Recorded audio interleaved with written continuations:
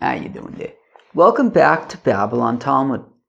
Today we're studying Daf Memches, Daf 48 of Masechta BavaKama. Friends, we're talking about cows and stuff. Alright, we're going to start in Daf Memches with Aleph, about 15 lines into the page at the 2 dots. Hay Itza, a certain fella, to also... Wait, 1 second. Okay, that's way too much. Why am I feel like I'm hearing too much. My noise canceling headphones. I thought I was supposed to hear less, but okay. No, I'm hearing very little, so that's good. Okay. Sorry, just that I always have to talk about my noise canceling headphones. All right. Ha'itzu also test 1 2 check. I feel like I'm hearing more than I should. What should I do? Test 1 2 check 1 2. Let's go weiter. I really want to go weiter. There was a certain fella who went to bake in a certain house. Also barcha demar devesa achla ladisha chavil vamis.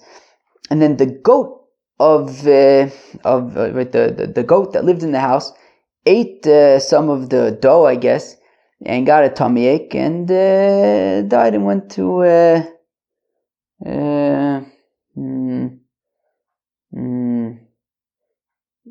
goat heaven.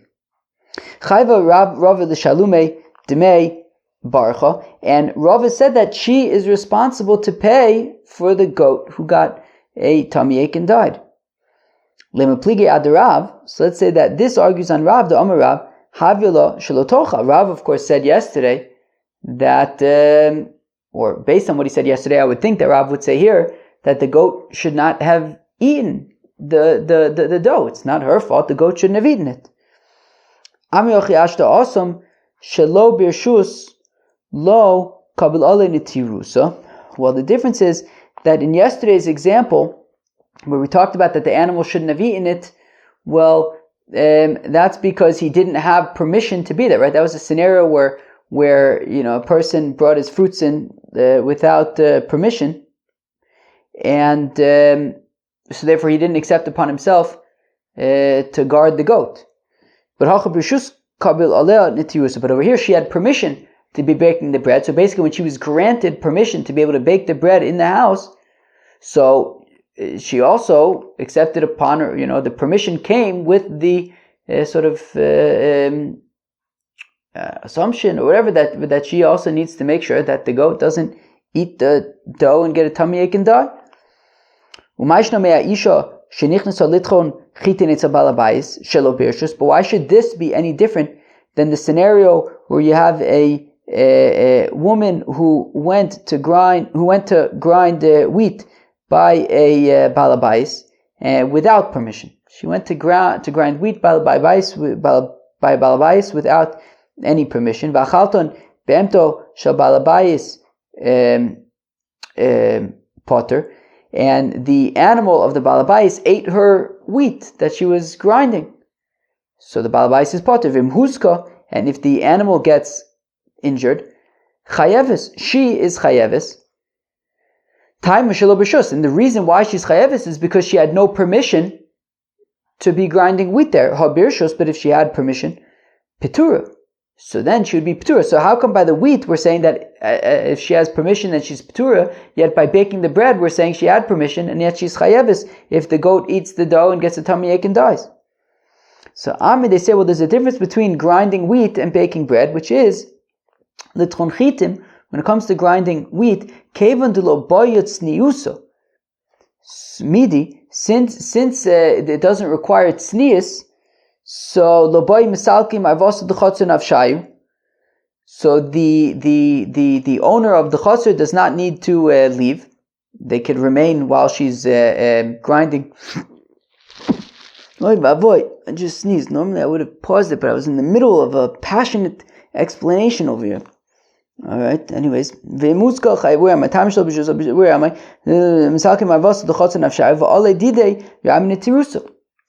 So meaning baking bread So let's go weiter for a second. But to bake bread, given the boya eats news, since it requires tznius, when she bakes the bread and she's kneading the dough and doing all these activities, so she has to roll up her sleeves, and it's not nice for the owner of the chotzer to be there, right? Assuming it's a fellow, that he should be there while she's busy working with her sleeves rolled up. Which is not the case by grinding the wheat into flour. Oh, do I have to blow my nose now? It's a whole thing. You sneeze and now you're busy with it. Al Kaponim. So in the case of grinding the wheat, she doesn't have to roll up her sleeves or anything like that. So therefore, he could stick around, and therefore he's responsible to guard his animal. And therefore, we said in that case, if she has permission to be there, she is Petura, because the Baal Chotzer is around, and it's his responsibility to guard his animals. But to bake bread, where she has to roll up her sleeves and get to work, so then the Baal Chotzer will not be around. He's going to go somewhere else, and if he's somewhere else, well then who's got to guard the animals to make sure they don't get tummy aches and die? Her, and that's why she would be chayeves in that case. All right, excuse me, babble blow. Okay, the Mishnah had said, if a fellow brings his ox into the chotzer of a balabais, Rava says, if a fellow brought his ox into the chotzer of a balabais without permission,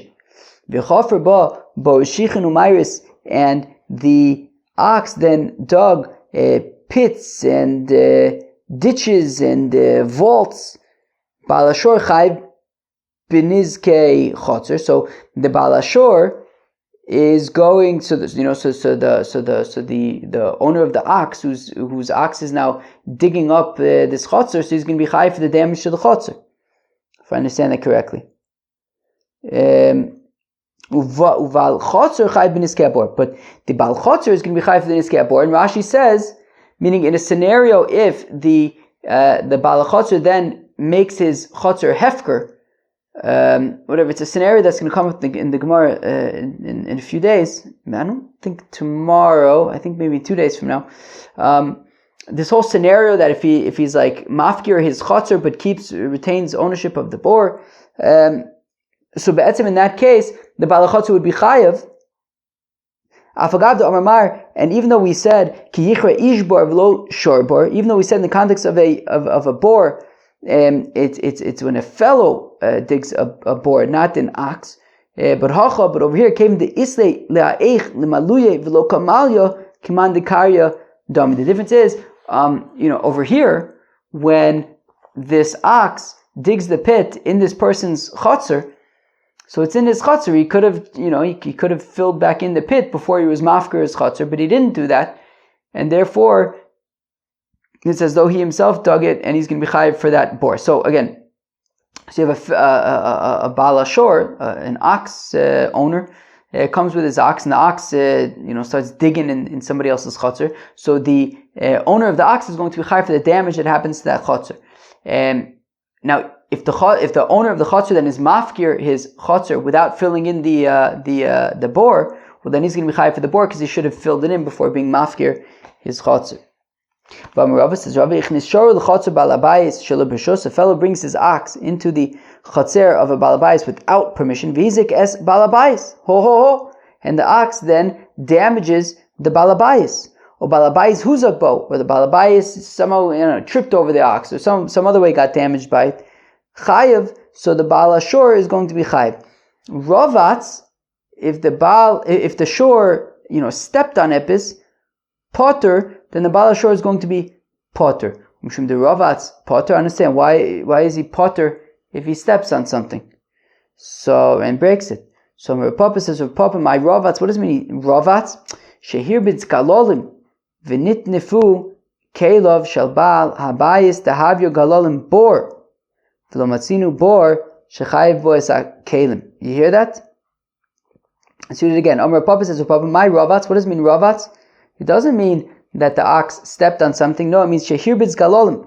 He poshit defecated, and then the v'nitnefu kelev shebalabayis oy vavoy. Then the clothing of the balabayis got dirty in the in the defecation. Davigalolim bore that the defecatement, that the excrement is considered like a bore. Okay, and now a bore is potter for kelim, right? Meaning we're only chayiv for, meaning you're chayiv for if a ox, if an animal dies in a pit, but you're potter for kelim, and if the kelim get ruined by the excrement. So if we're treating it like a boar, so then it'll be potter for kelim, which is the clothing of the fellow. So this makes sense according to Shmuel, who says that this would be considered boar. Rav says it's only considered a boar if he makes it hefker. So then Michael Meimar. So then how can it be considered boar? Amri stam galal mafkur mafkalu. That but people don't really want to hold on to their animals' excrement. Like people don't, will be mafker that, and therefore that would be considered. We can assume that that's considered a boar, and therefore you're potter for kelim. Chevy, this is the machlokas Rav and Shmuel that today, the day that I'm recording, is the day that we had that conversation in WhatsApp about Diana's husband's car, and he was driving and somebody opened the car door. It was interesting, Shaila. I thought maybe we could say that the fellow who opened his car door into traffic, it's poshit a bore. So according to Shmuel, who says that meaning even if he's not mafkirit, Shmuel would still consider it to be a bore. So I was arguing that according to Shmuel, maybe you could say that this was a bore b'shus Rav. But we're saying Rav would say that if he's not mafkirit, then it's not considered shore. It would be not considered bore. It would be considered like shore. Okay, but still in that case though, what scenario would that be? Would that be like, maybe that would be like regel? I don't know, whatever it is. But that was the machlokas Rav and Shmuel that we were discussing. There's going to be another reference to, I think, our WhatsApp discussions in a few minutes. Okay. Ravin says, Ravi, nichnas l'chotzer balabais shelo b'rshus v'hizik es balabais. If a fellow goes into the chotzer of another fellow without permission and injures that fellow, the balabais, or balabais huzak bo, or the balabais some other, otherwise gets damaged by the fellow, chayav. So the fellow is going to be chayav. Hiziko balabais potter. If the balabais damages the fellow who's coming in without permission, the trespassing fellow, so then the balabais is potter. Amar papa lo amar an elad lava yodabe. Now, Papa says that the owner of the chotzer is only going to be potter if he didn't know that the trespasser was there and was over there. Hava yoda bay, but if the owner of the balabais knew that the trespasser was over there, so then balabais chayiv. The balabais is going to be chayiv if he damages the trespasser, because my taima mishum da omarle, because the trespasser will say, nida islach rishus lafuki. Granted, okay, fine, you're allowed to kick me out of here, but lazuki leislach rishusa, you can't hurt me. Vazlu Tamayu, and Rave and Rapapa go according to their reasonings. The Omar Rave v'Temer Rapapa Shneim Birshus or Shneim Shelo Birshus. If both of them have permission or both of them don't have permission, Ezekiel says Chayovin. If they damage each other, they're Chayovin. Who's Kuzebazeh? If they got damaged by each other, Peturin. Let's go weiter. Time of the Shneim Birshus or Shneim Shelo Birshus, that they would only be potter if both of them were with rishus or without rishus. Aval echad b'rishus v'echad shelo b'rishus. If one of them has permission, the other one does not. Such as over here, right? The trespasser does not have permission to be there. The balabais does. So the b'rishus potter shelo b'rishus chayv. So the person who has permission to be there is going to be potter, and the person who does not have permission to be there is going to be chayv. And this relates back to, I think that this kind of came up also in our WhatsApp conversation. I was trying to remember where I saw this, and this is exactly where I saw this. And we had the discussion, where is it, on Daf Lamed Aleph, with the Mishnah, when you have Zeba b'chaviso v'Zeba b'karaso, and we said that they're potter if they're coming in opposite directions. So then so bima would be potter because they both have permission to be there. So the shaila is, but what about, right? As Rabbi Yisrael pointed out that adam would la'olam. So why in this scenario, even ones, right? So why in this scenario is bima potter? So I think it seems Rashi points out, right? So it relates to this, right? If we go back to the top of our Amud, shneim b'shus u'shneim shelo b'shus yiziku zeh zechayavin huzku zeh bo zeh p'turin.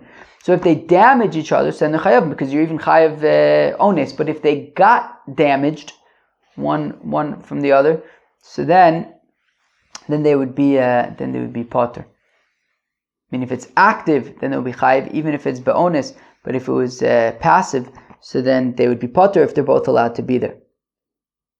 Interesting. It's a good thing for us to keep in mind. Nafal abar v'hivish meimav chayav.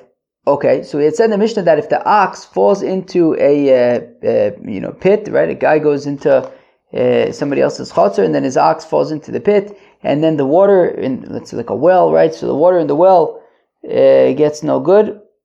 So Amar says, Rav Loshanu ela shehivish b'shas nefila, that the owner of the ox will only be chayiv if the water in the well gets ruined when the ox falls in. Right, the ox falls in, the ox is dirty and ruins the water immediately, so then he's going to be chayiv. But if it happens after the fact, like let's say the ox dies, and now you have a dead ox in there, and it ruins the water over time, as it becomes all deady.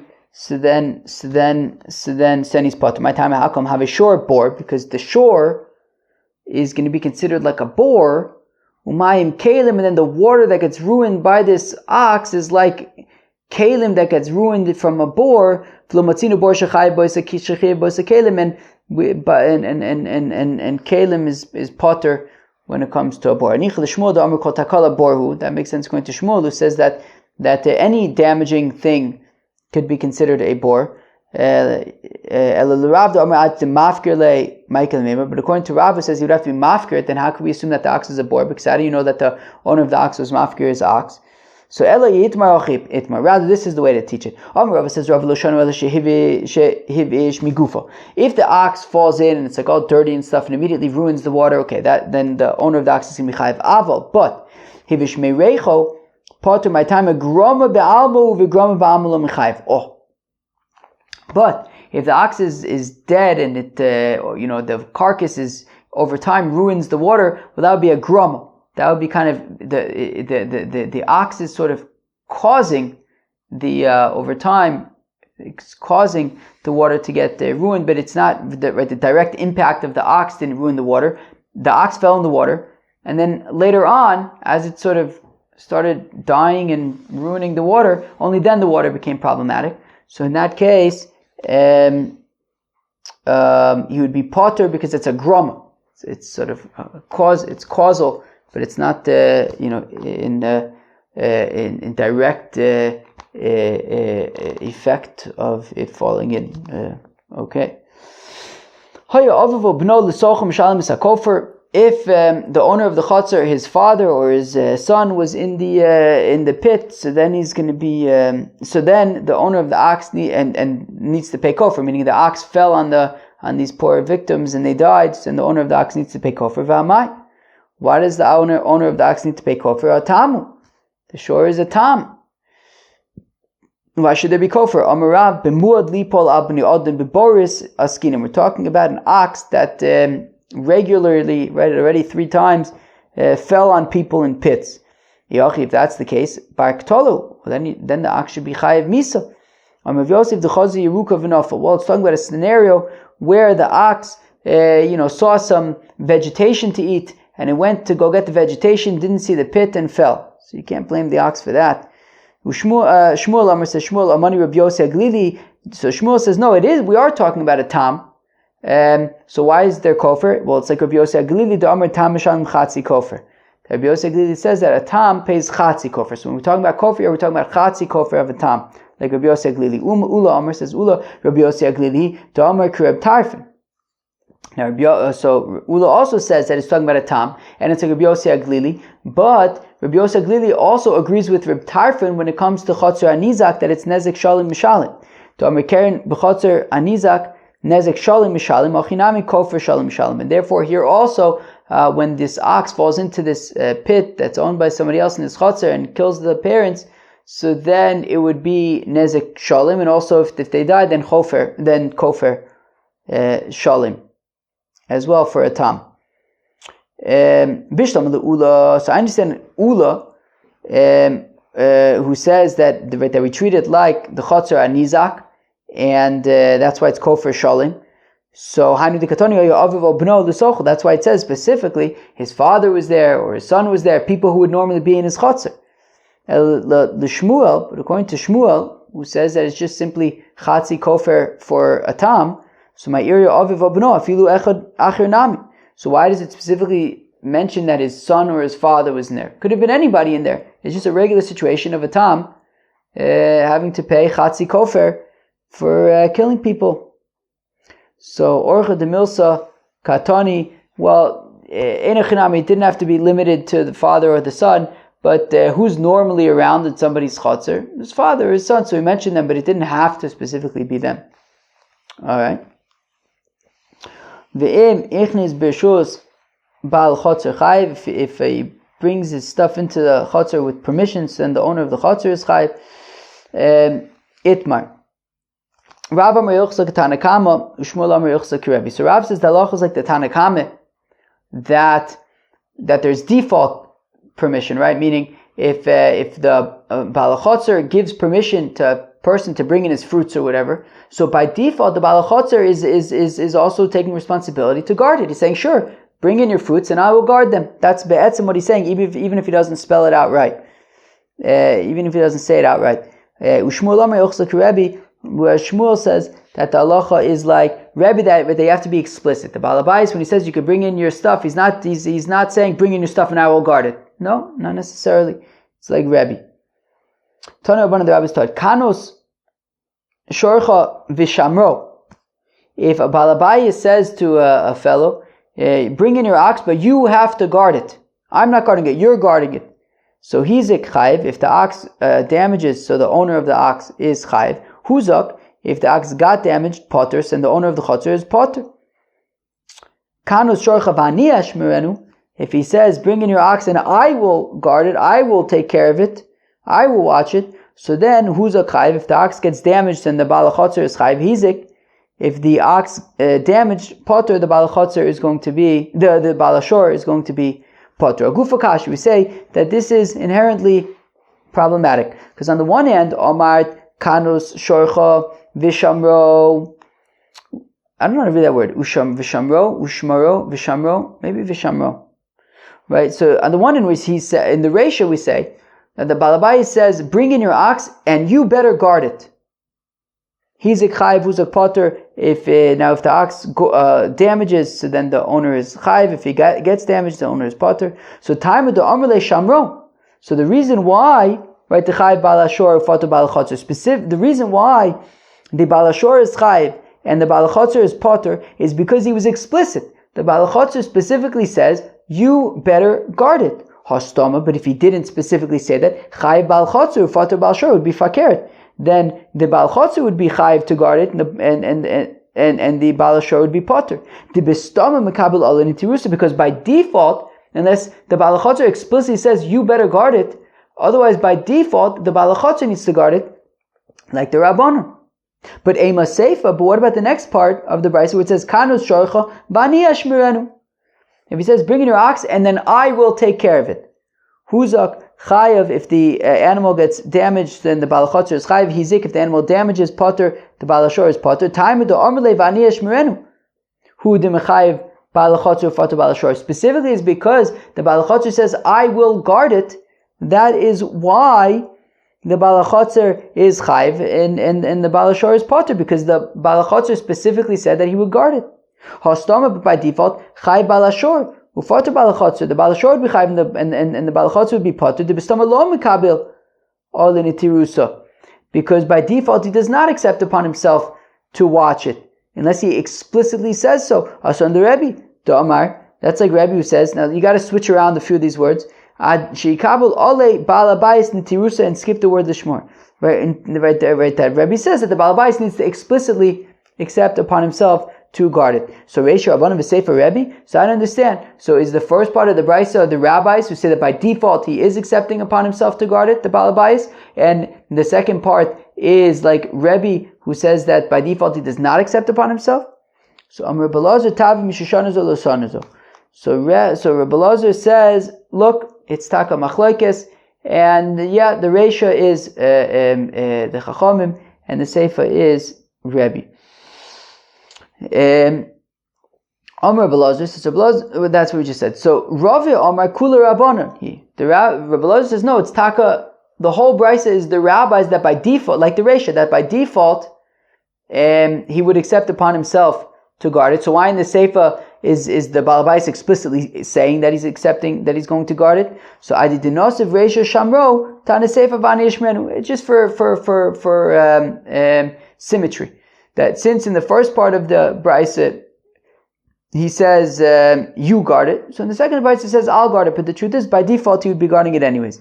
Rav Papa says Fakir Kula Rebbe, it's all Rebbe that you need specific to specifically say that you're going to guard it.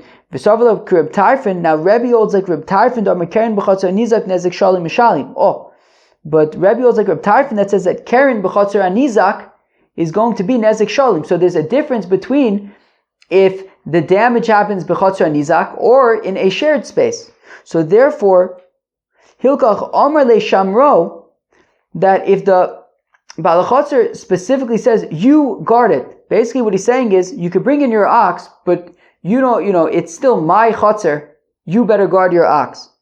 Lo makni le makom b'chotzer. The Balachotzer is not giving any, like being makne, sort of giving any sort of ownership to the Balashor. He's not doing that. So therefore, when the owner of the ox gores in the Balachotzer's chotzer, so then it's basically an ox that gores in Rishus Hanizak. The Karen b'chotzer Nizak Mishalem Nezek Shalom, according to Reb Tarfon. So that would be right. Karen b'Rishus Hanizak is Nezek Shalom, but Lo Amar Le Shamro. But if he doesn't say you guard it, well then Akni Le Makom b'chotzer is basically being makne to the owner of the shore room in his chotzer, which means v'havi lechotzer shutfim, which means that it's like they jointly own it. V'karen b'chotzer shutfim and mishalek chatzi nezek, and therefore it would be chatzi nezek, not nezek shalim. So that's the difference. But he didn't accept upon himself to guard it by default. Friends, that was daf memches of Masechta BavaKama. I hope you enjoy. Peace out.